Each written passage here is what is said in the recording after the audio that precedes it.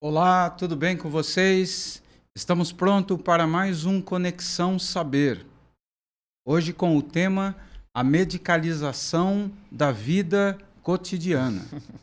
Hoje vamos debater a questão do valor da ajuda medicamentosa. Vamos também buscar uma crítica científica para um paradigma totalizante que parece dar todas as respostas. E para debater comigo assuntos mais difíceis, vocês sabem que eu tenho um assessor, né? É o Bruno. Tudo bem, Bruno? Tudo bom, professor? Tudo bom, gente? Bom dia, boa tarde ou boa noite. Depois de um longo hiato, né? Algumas semanas aí sem gravar, estamos aí de novo para gravar um assunto bem interessante, que inclusive tem até aconteceu na clínica um exemplo bem ilustrativo dessa coisa da medicalização, né? Aquela coisa sem muito regramento, né? Sem muito cuidado, que é uma coisa muito ruim de acontecer. Mas o assunto é muito interessante, muito um tanto quanto espinhoso, mas acho que vai ser a conversa sobre isso, né, é necessária. Se faz necessária cada vez mais. Não tem outro jeito, temos que conversar sobre. Isso, muito bem. E aí, para que não nos percamos aí, né, no trajeto, eu montei aqui um esqueminha, um roteiro. E vou começar fazendo a primeira pergunta, que seria: frente a todo o arsenal medicamentoso, psiquiátrico, mais especificamente, como você avaliaria o aparente aumento de problemas mentais? Ao contrário do que se esperava, se dizia que o medicamento iria chegar quase que à regulação absoluta dos seres humanos, né? Uhum. Que eram vistos como máquinas que precisavam ser ajustadas. Mas na contemporaneidade nós não temos percebido o alcance desse ideal. O que você acha, né? Eu acho que, bom, primeiro que esse problema é bastante pertinente à clínica psicanalítica, né? Porque a gente sempre recebe pessoas que já tomaram, estão tomando remédio, eventualmente podem até passar a tomar. Eu estava até conversando com um camarada, o Glaucio Gonçalves, aí a gente estava conversando sobre a psicanálise, pós-modernidade e tal, né? Batendo um papo no canal dele, e aí entrou um conhecido dele, né? Sabendo que eu era psicanalista, e me trouxe uma informação que eu não sabia. E muitos pacientes vão para psicanálise, né, ou passam com psicanalistas e passam né, a partir daí se medicar. O que eu não sabia. Para mim era o contrário, né? Muitas vezes a pessoa se medica por alguma razão, né? Foi no médico, né? Fez exames e tal, tem ali um certo diagnóstico e toma uma medicação. E aí, eventualmente, vai deixando aquilo de lado por conta própria, né? Por causa da análise. Não que o analista fala, não, pare de tomar, isso aí não acontece, né? Ou pelo menos não deveria acontecer. Então foi uma informação muito interessante. Mas eu acho que existem vários aspectos, né, como eu disse, e um dos principais, acho que são dois os principais. Eu acho que, infelizmente, o remédios em geral, né, como eles estão sob a lógica da mercadoria, eles têm que dar lucro. Não tem jeito. Então, eles podem até eles não precisam nem ser tão bons em resolver a doença, se é que ela está lá. Mas eles precisam ser bons em dar lucro. Então, isso é um aspecto bastante complicado. E o outro aspecto que eu também acho bastante importante, bastante pertinente, que é uma questão que sempre volta aí nas nossas reflexões e tudo mais, é que quando você tenta não quando você tenta, né? Mas quando você medicaliza, você praticamente chancela que o problema daquela pessoa é referente, por exemplo, àquele organismo. Algo deu errado com ela. Não é que deu errado nas relações, na sociedade, no jeito que a gente vive. Não, ela. Né? Aquele corpo, aquele cérebro, né? Pra ficar mais preso aí a psiquiatria e tudo mais, né? Aquele cérebro tá com problema. Então vai lá, dá remédio, que é uma mercadoria, que tem que dar lucro, e Meu, vamos fazer mais remédio. Legal. Então é uma coisa Interessante a reflexão. bastante complicada. E aí eu até estava comentando agora em off, né? Eu lembrei de uma conversa que infelizmente é fictícia, né? Entre lá na Grécia Antiga, né? Como que também eles já estavam se havendo com esse tipo de coisa, porque se tem uma coisa que tinha lá e tem hoje, é a mercadoria. É lá muito mais incipiente, mas já estava, né, fazendo aí a sua importância, marcando aí o seu lugar. E esse diálogo entre Hipócrates e Demócrito é justamente sobre isso. Em algum momento, o Demócrito, que está tentando investigar ali as raízes da loucura, ele vai dizer que, olha, se os estados são sempre únicos, a comparação é sempre um pouco indevida. E a quem interessa dizer que esse estado é patológico e esse estado não é patológico? Aí Hipócrates fica ali meio perdido no diálogo, mas uma hora, né, aí o Demócrito revela, olha, é interessante para o dono do remédio dizer que aquele estado é patológico e aquele outro estado é normal. Ah, bem legal. Então, você já vê que, olha, isso que você alcança com os olhos, né? Porque, e antes de mais nada, né? Não é que são pessoas endemoniadas que estão querendo lucro. Não, não, não, não é. É a lógica que vai se formando, né? Então, se você tem muitos distúrbios, né? Por isso que até a gente vai chegar lá. Ah, não, acho que é nessa pergunta mesmo, né? Por que vai aumentando o número de distúrbios? Porque qualquer coisa que sai ali de um mínimo conhecido, um mínimo dito normal, que essa palavrinha também é bastante complicada, é dito patológico e, pum, já tem uma medicação envolvida. Porque é Legal. mercadoria e precisa de lucro, mover, blá, blá, blá, blá, blá. Legal. E é bom ressaltar uma coisa que você colocou.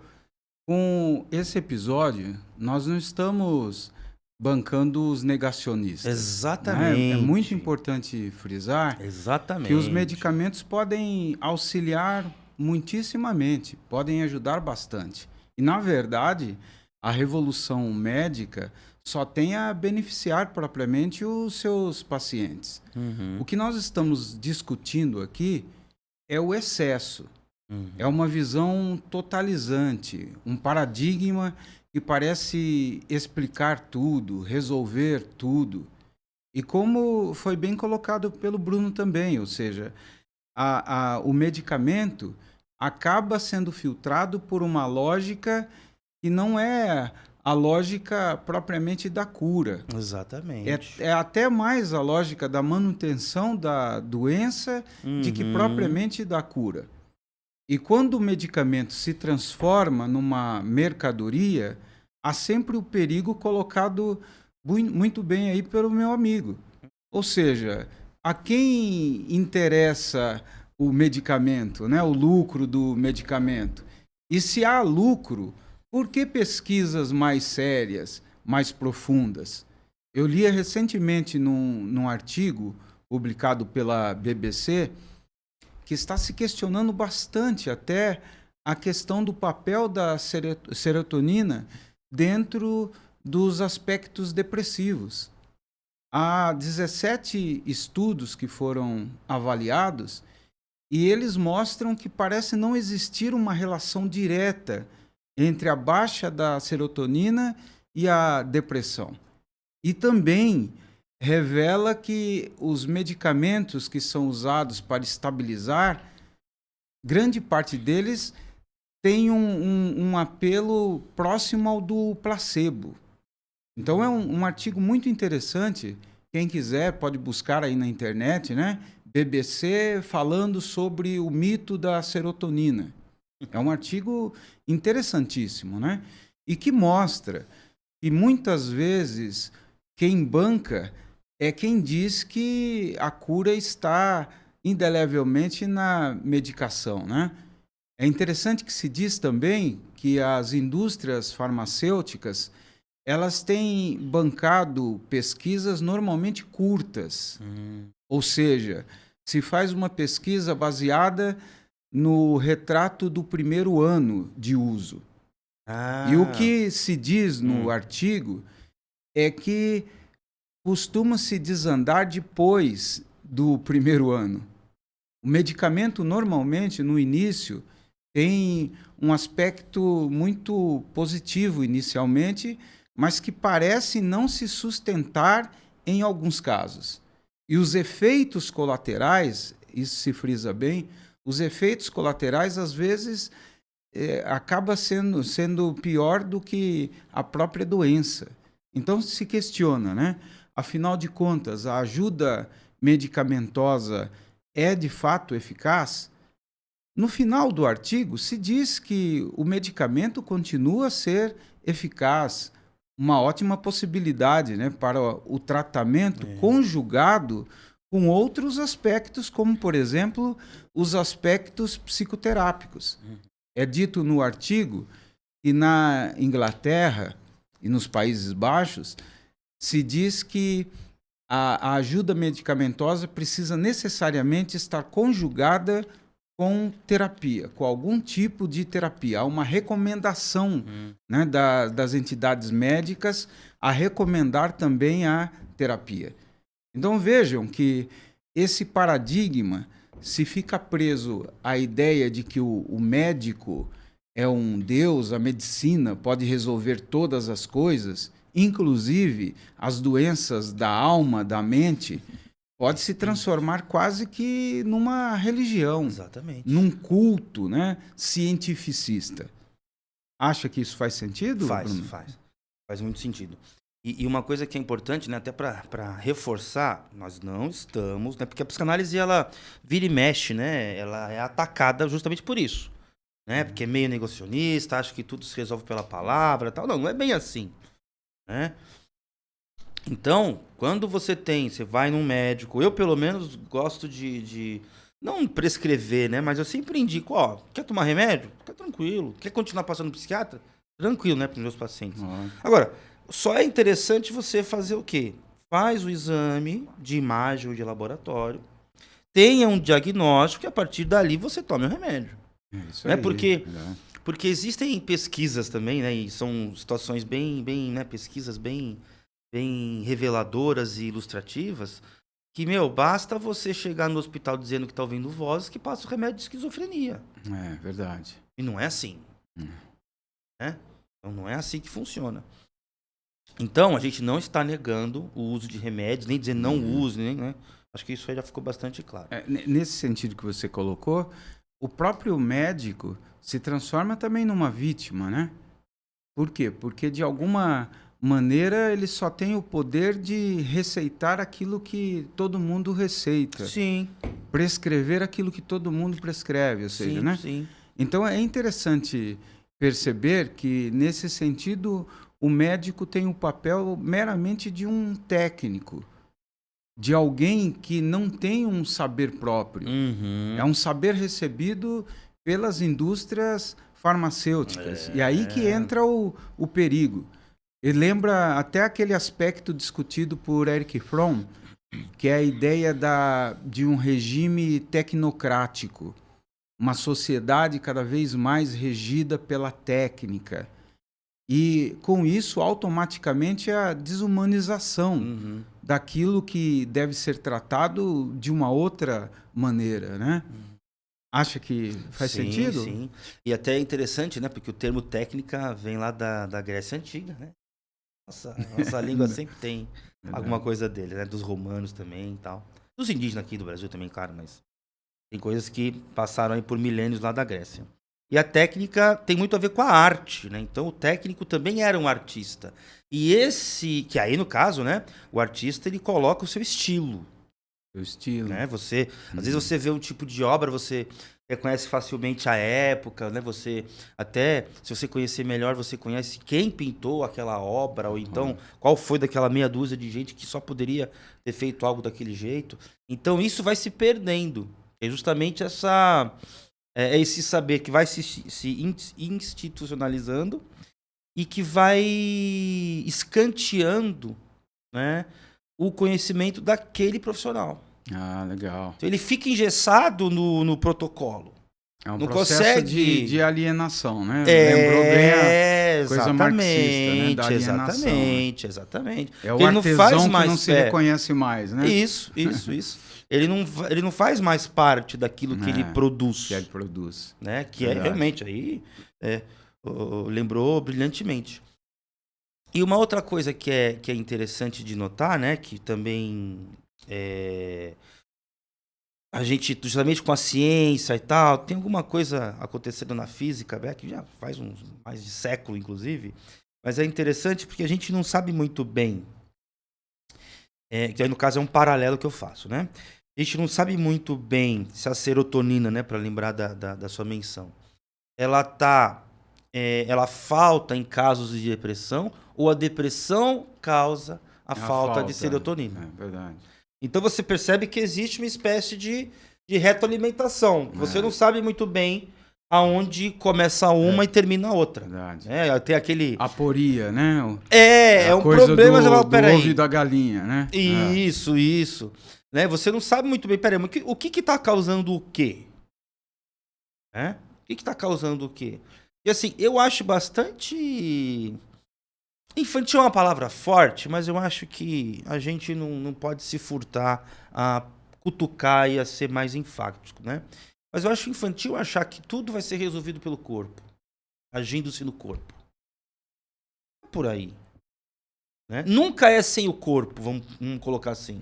Mas se é que nem uma equação matemática, né? Acho que eu já até usei esse exemplo em algum programa nosso.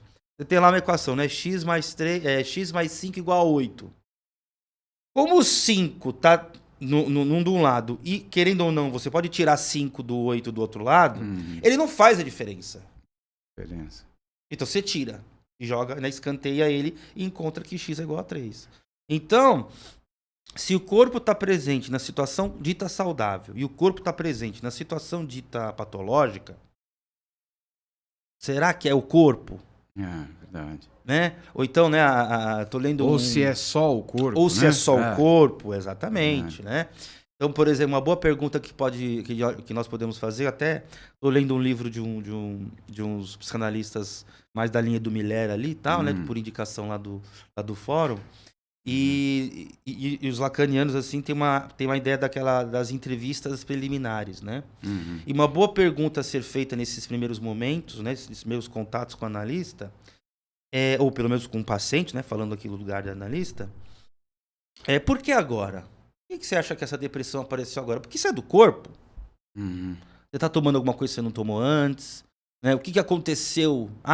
Nossa, putz, agora que você falou, faz uns 2 anos que eu perdi meu pai. Pronto. Aí você já começa a rastrear e ver, pera um pouquinho.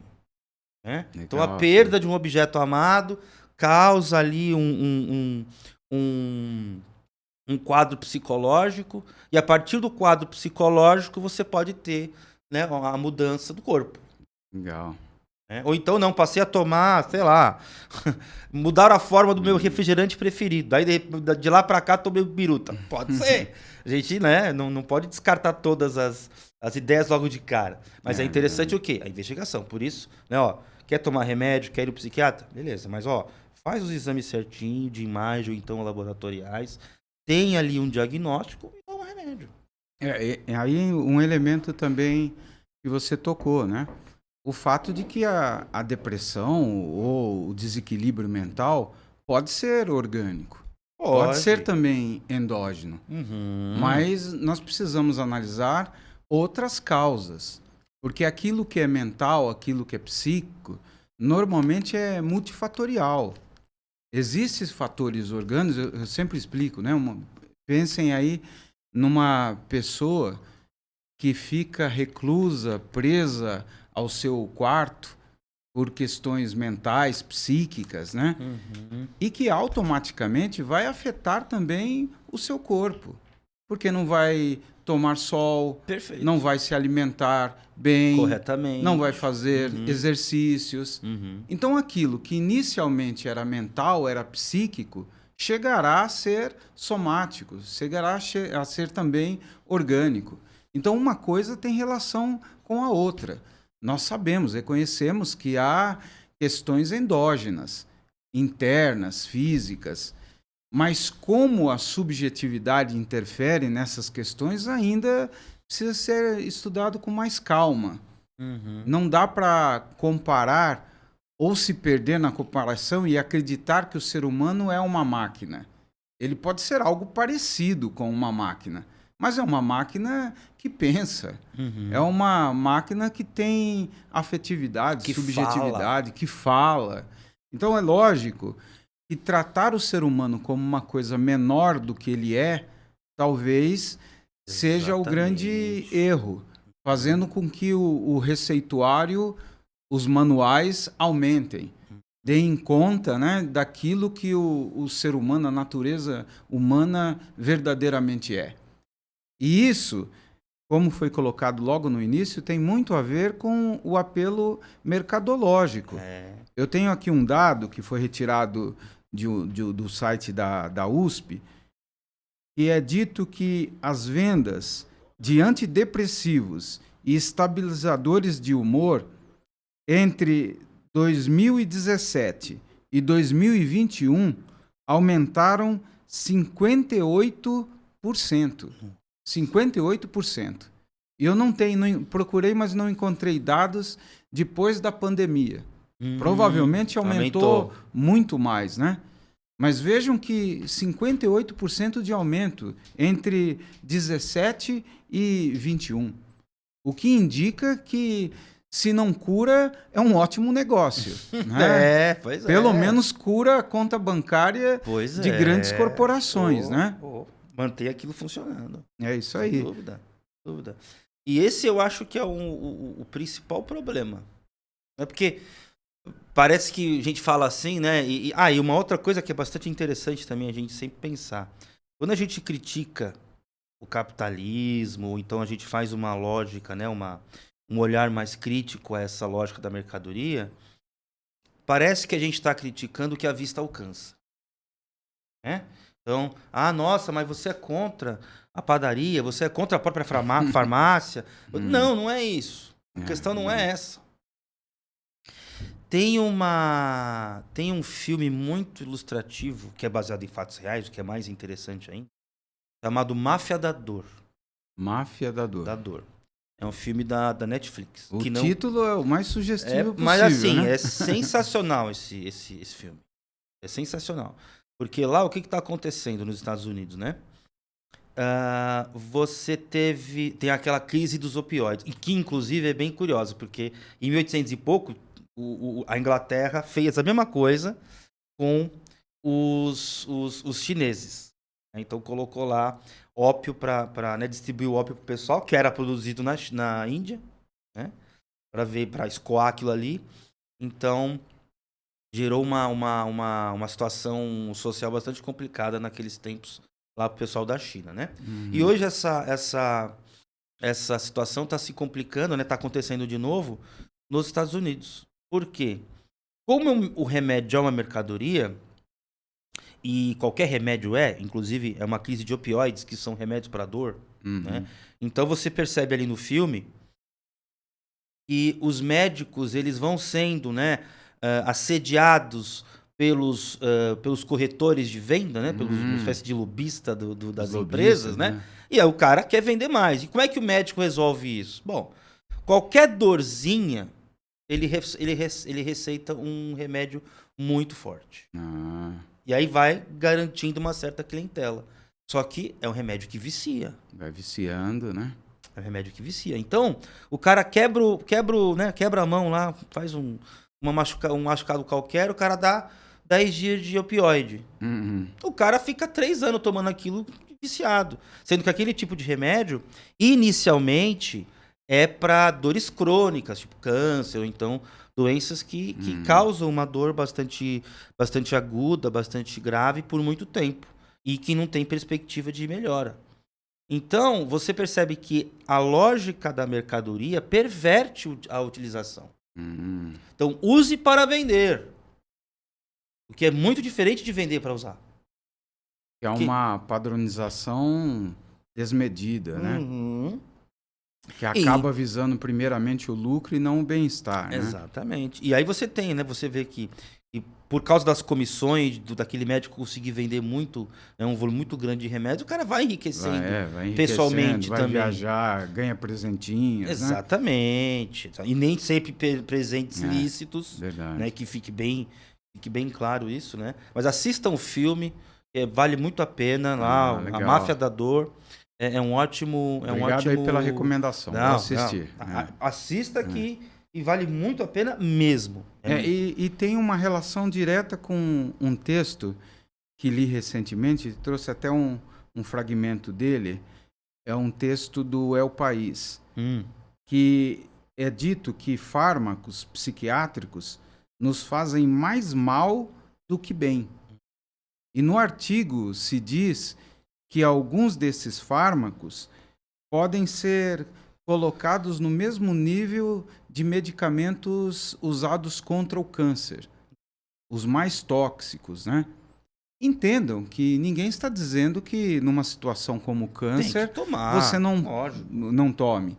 Mas a questão, foi bem colocado, é você oferecer um medicamento que não é um medicamento ajustado para casos mais leves.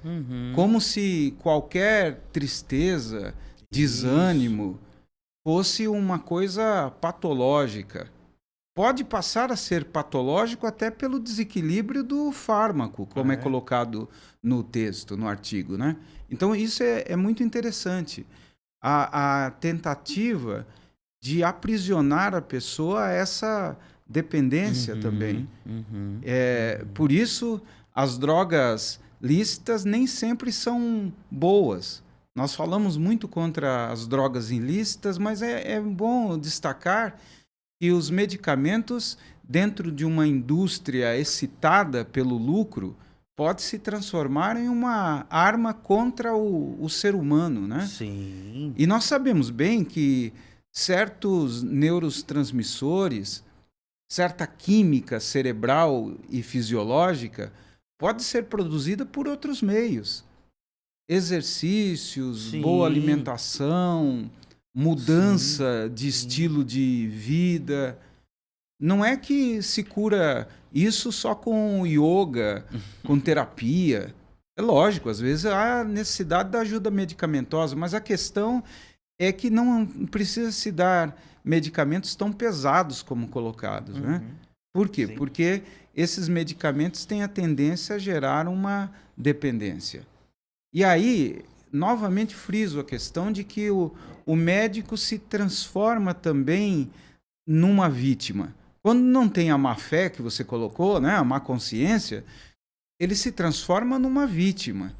Porque muitas vezes ele só sabe receitar aquilo que o paradigma em si, né, acaba por instigar. Sim. Não tem uma capacidade reflexiva para ir além.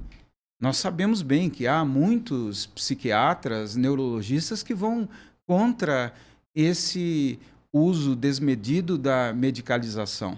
Até nesses artigos que citei, são artigos que foram produzidos por psiquiatras e questionam o uso exacerbado da medicação. E é exatamente esse o mote aí do nosso episódio, né? E muito provavelmente não vai ser o único, né? Porque esse assunto ele é bastante vasto, né? É verdade. Deixa eu ler aqui a segunda questão, né? Você não já viu, Acredita que o paradigma médico tem sido abusivo no quesito tratamentos mentais? A grande questão é essa, né? Há exagero? Há algo que possa ser ajustado aí? Se os medicamentos são importantes, como já colocamos, né? Como avaliar essa importância? Como não dar uma importância quase que sagrada, metafísica? Eu acho que a medicina, né, os médicos, né, porque assim como a psicanálise, a medicina também fica uma palavrinha solta por aí. Meio ente, né? E querendo ou não, ela vai se encarnar em alguém em algum momento. E acho que precisa acontecer isso, é inevitável, né? Então a gente tem que lidar com esse fato. Mas eu acho que a medicina, né, que os médicos, tirando aqueles que, né, acabam ali se vendendo literalmente, né, eu acho que eles não estão fazendo um trabalho ruim, né, os médicos, Lógico, os né? cientistas, né, os farmacêuticos e tudo mais. A questão é justamente remédios ser mercadoria. É, Eu verdade. acho que essa é a grande questão. Por quê?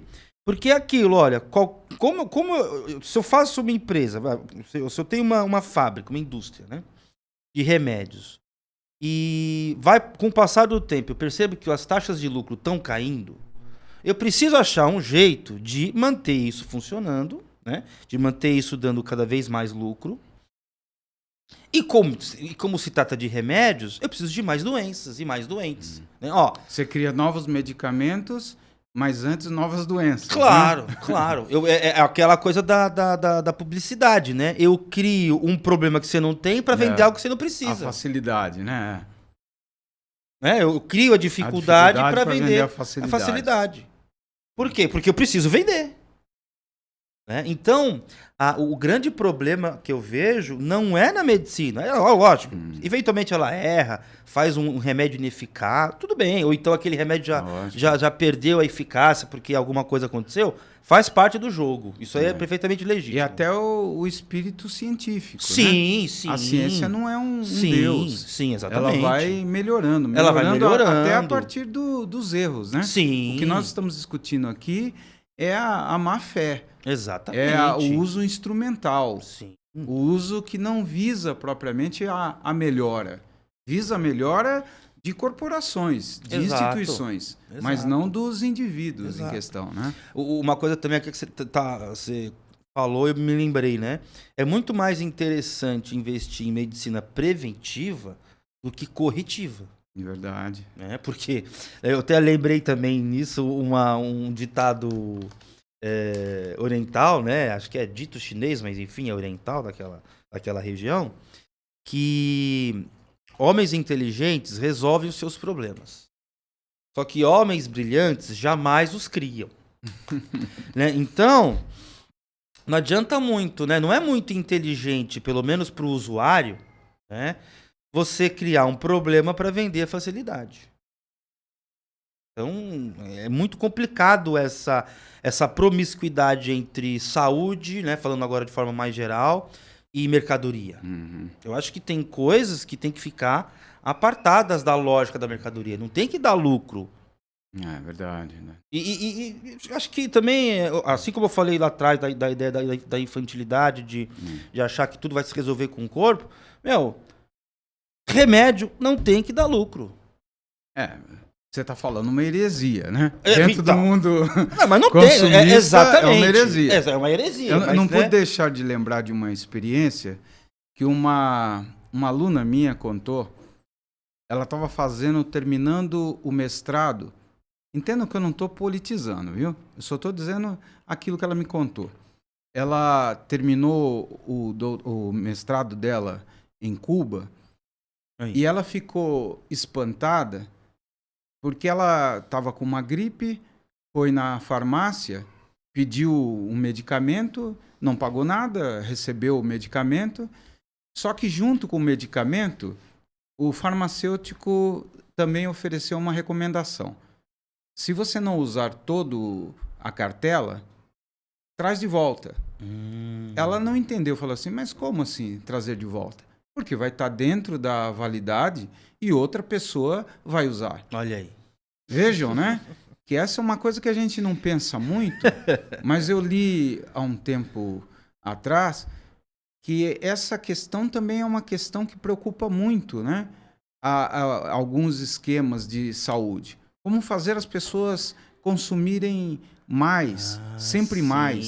Às vezes o indivíduo não precisa consumir nem tantas pílulas, mas ele é obrigado a comprar a caixa 10. inteira. Né? 10 comprar comprimidos, 10. Ele usar precisa 3 3, mas ele vai comprar 10. Exatamente. Porque o que interessa é então comprar. Aí é o lucro, é a Exatamente, mercadoria, é a exatamente. ideia de comprar. Exatamente. Se você vai ficar bom ou não, aí é uma outra questão, né? E às vezes é bom que não fique. Não porque aí você fique. volta na farmácia e compra de novo. Verdade, Esse é o né? grande problema. Então vejam que é a manutenção propriamente de um estado doentio que é feito até pelo esquema, pelo estilo implantado. Sim, Foi o sim. que o Bruno já colocou muito bem. Cria-se lentamente um estilo. Uhum. E esse estilo vai desaconselhar as pessoas lidarem com as questões mentais a partir da própria mente. É como se ele tivesse que encontrar a solução na relação com um objeto externo. E no caso das questões mentais, se você não encontrar dentro de você, você não vai encontrar em lugar nenhum a solução. Medicamento nenhum pode te ensinar a viver. Isso significa, né, que você pode e deve, em alguns casos, usar a medicação. Isso é uma coisa importantíssima Sempre da lembrando. contemporaneidade. Sim. Porém, tem coisas que você não resolve amortizando a dor, tentando se livrar da dor. A dor pode ser indicativo existencial. O sofrimento é parte da existência. Quando eu falo dessa coisa da medicalização da vida cotidiana, um dos aspectos mais evidentes é essa fuga exagerada da dor, a tentativa da felicidade absoluta a qualquer preço. Aí vejam que essa busca já é em si ópio puro. Já é, na verdade, uma busca que levará você a aceitar qualquer droga para se drogar, tanto fisicamente, quimicamente, como também mentalmente. A própria palavra felicidade já é bastante traiçoeira. Ela tenta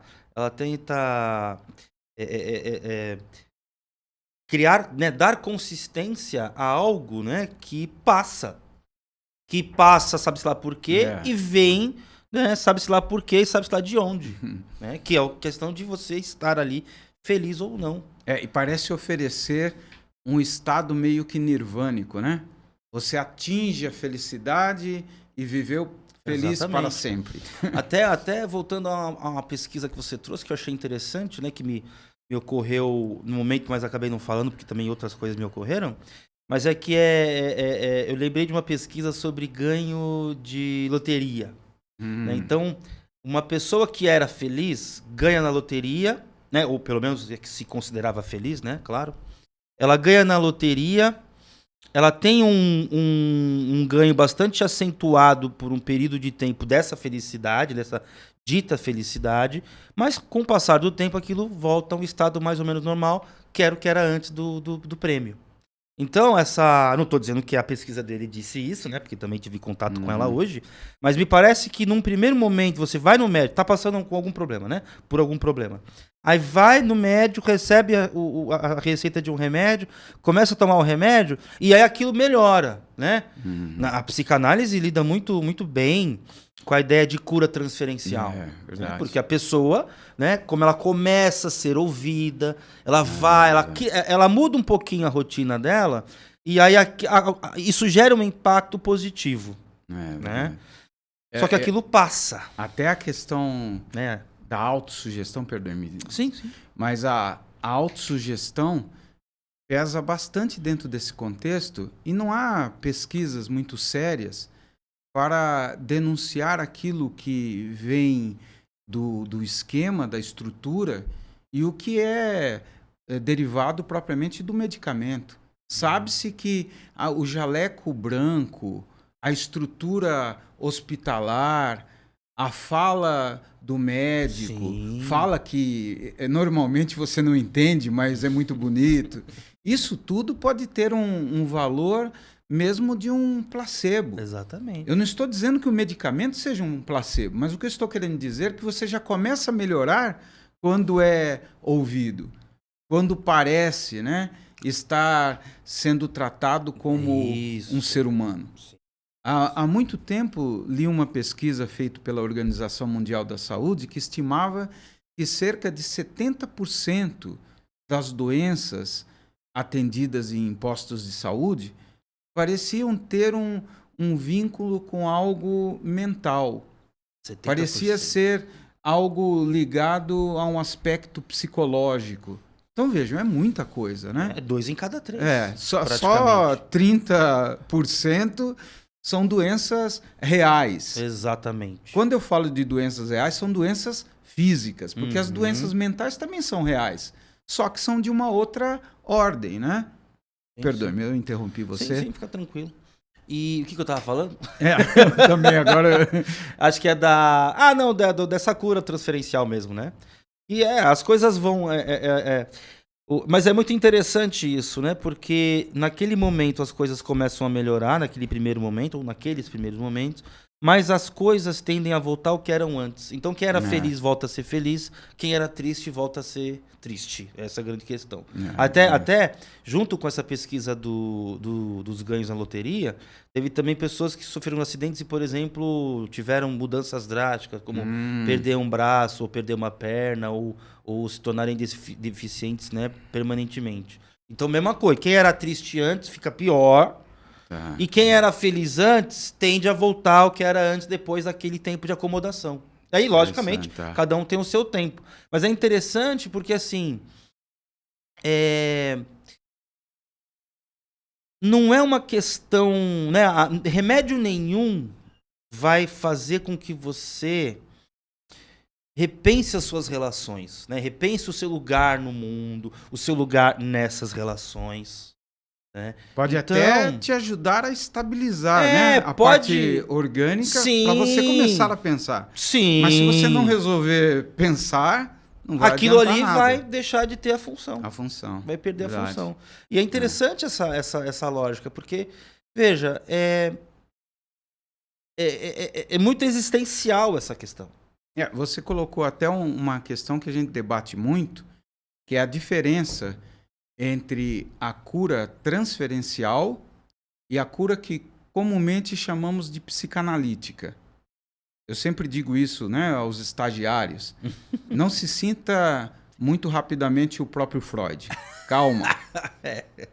O indivíduo começa o tratamento depois de 2, 3, 4 sessões, diz, olha, fulano, você é maravilhoso como terapeuta. Eu não sinto mais nada. Eu estou pensando até de me dar alta. Mas o que acontece aí é exatamente o que o Bruno colocou. Sim. Nós chamamos de cura transferencial. Essa cura transferencial, ela está ligada à questão imaginária que vai te assaltar. Ou seja, a figura do analista vai lembrar figuras do passado, da sua infância, a ideia de autoridade. Você vai querer, dentro desse esquema imagético, se tornar o filhinho bom para o bom pai, dar um presente ao seu analista.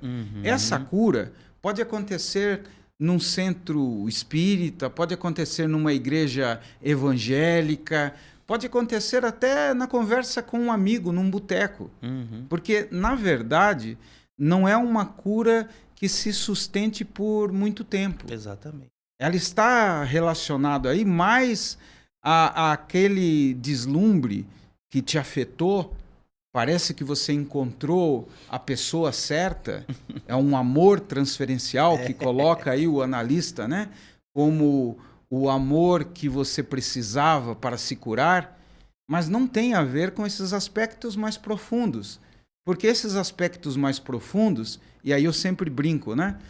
Depois de passar essa febre, você não precisa tirar a graça do seu paciente. Deixa ele acreditar que está curado, mas você sabe que ele não está. Que não é por aí. Né?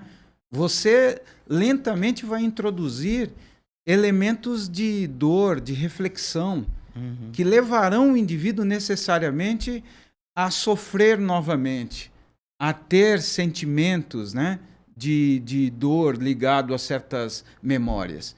E é a partir disso que ele pode amadurecer. É só nesse segundo momento que ele pode ser uma coisa diferente depois de passar pelo seu inferno. Ele estava querendo só o paraíso.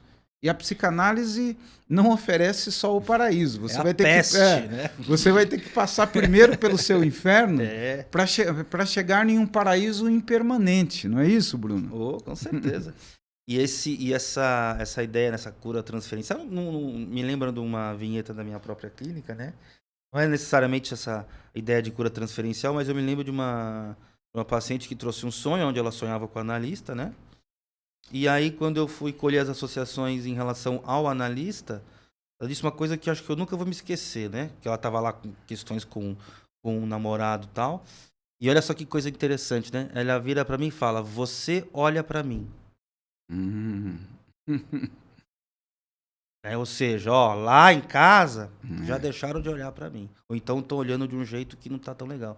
Isso não é uma questão de remédio. É verdade, né? Isso não tem Muito a ver legal, com medicamento. E é uma vinheta, assim, uma caso coisa muito interessante. ligada à paixão, né? Por isso que Freud adorava usar para explicar essas questões transferenciais mais loucas, treslocadas, a questão do amor, a questão da paixão, né? E o Lacan parece que se resolve tudo. Vai dedicar todo um seminário sobre a transferência, se eu não me engano, o seminário 8, onde ele vai resgatar Platão com o banquete. O banquete. Onde tem várias ideias ali, né? Que várias definições de amores possíveis. Então é muito interessante essa questão, porque existe ali uma relação transferencial que, querendo ou não, tem ali, né? Tem um pouco de erótico, tem um pouco de desejante ali. Né? Verdade, só que a gente do nosso lado sabe que aquilo ali vai passar e que bom que aconteceu, porque precisa acontecer, senão, né? A coisa não anda. É o primeiro engajamento, né? Exatamente, engajamento é uma palavra boa. Né? E isso vai passar. Mas é interessante como que, né, nesses primeiros momentos, né, como não foi o caso, né, dessa minha paciente, e que até chegou chegou bastante longe, foi um caso bem legal. E o que eu tava falando? Interessante. Você tá falando desse remédio que não é o remédio propriamente químico, ou pelo menos é um remédio, né, humano que gera uma mudança química. Esse contato, né? Esse contato mais humano que não é medicamentoso. É, verdade. Né? Tá certo. Por aí. Pois é, meu amigo hoje... Brunovski, camarada Brunovski. Infelizmente vamos ter que parar por aqui. Sim, infelizmente. Mas eu agradeço mais uma vez a sua disposição. O papo foi ótimo. Certamente vamos voltar ao tema. Esse é um tema muito amplo, né? Sim, espero que vocês tenham gostado. E eu vou pedir para você se despedir. Claro, claro. Faz parte, né? Infelizmente chegar ao fim. E, assim como a pesquisa que o professor trouxe aqui, a gente venceu 2/3 da pauta. Então já tá bom. Verdade. Né? Então tá no beisebol, né? Até comentei aqui, ó. Melhoramos, né? Melhoramos. No beisebol, 2/3 é um número incrivelmente interessante. E obrigado mais uma vez pelo espaço, né? Obrigado a você que está nos acompanhando, tanto por imagem e som ou só por som, né? Dificilmente ficar assistindo sem som. E até a próxima, né? E com outro assunto espinhoso. Isso. Que alguém precisa conversar sobre esses assuntos. É verdade. Tá certo, Bruno. Eu espero que vocês tenham gostado.